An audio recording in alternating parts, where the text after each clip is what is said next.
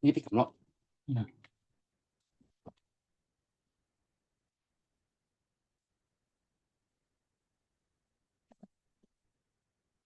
Assalamualaikum warahmatullahi wabarakatuh. Perkenalkan, nama saya Muhammad Zakio Fajrian Nur dengan NIM 2410313110035. Dan hari ini kita akan meninjau kinerja keberlanjutan perusahaan dari tahun 2022 hingga 2024 melalui dashboard ESG keberlanjutan perusahaan ini.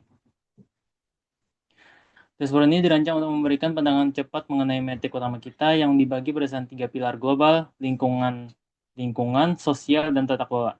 Di bagian atas Anda melihat 4 kartu metrik utama, Key Performance Indicators atau KPI, yang menampilkan nilai kumulatif atau rata-rata selama periode data. 1.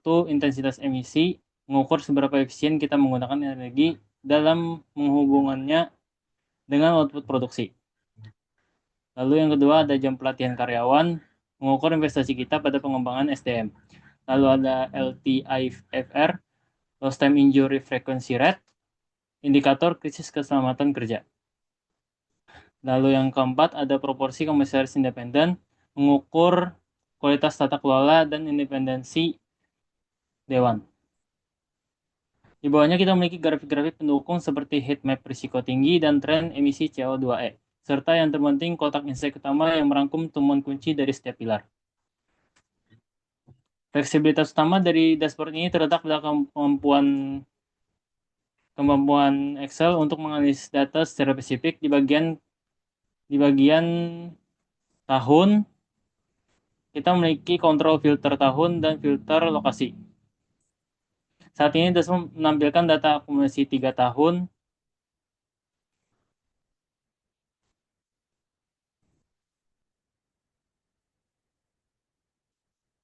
dan semua lokasi tunjukkan bahwa semua filter terpilih.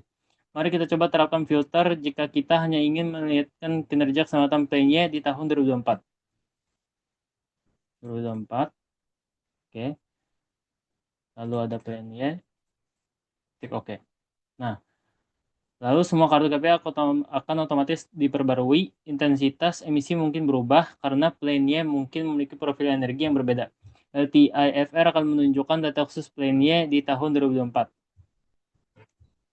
Insight di bawah ini akan memberikan konteks yang disaring sesuai filter. Filter ini sangat penting untuk tindak lanjut cepat, memungkinkan manajer pabrik dan departemen HR untuk fokus hanya pada data yang relevan dengan tanggung jawab mereka. Setelah demonstrasi ini, mari kita kembali ke pandangan keseluruhan.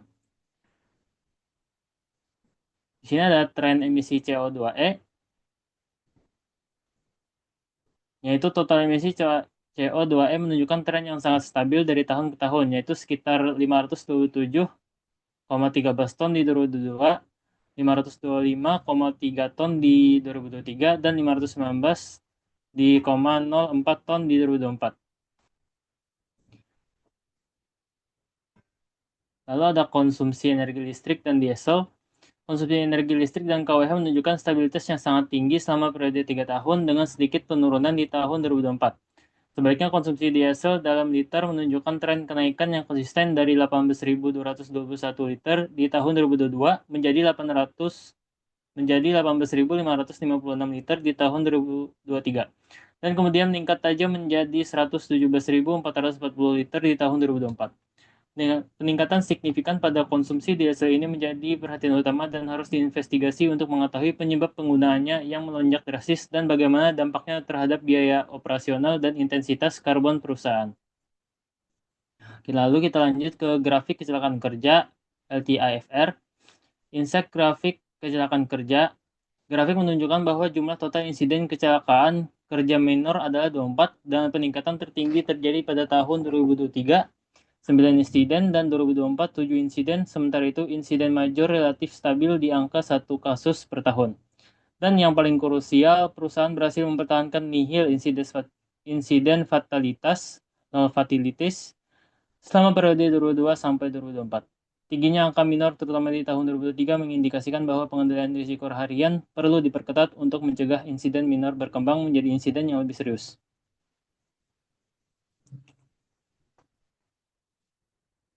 Lalu kita masuk ke jam pelatihan per karyawan.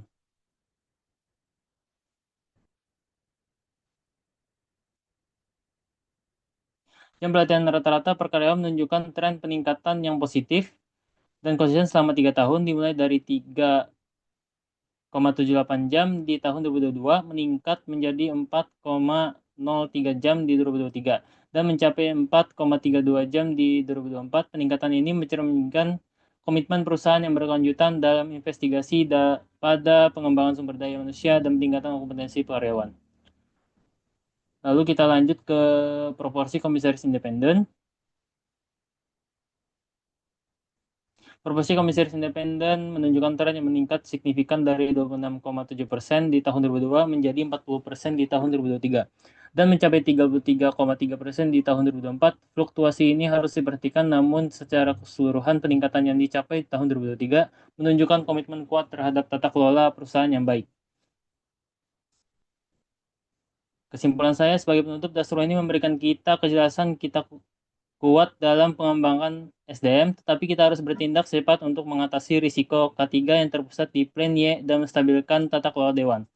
Demikian presentasi saya dari Dashboard ESG. Terima kasih. Assalamualaikum warahmatullahi wabarakatuh.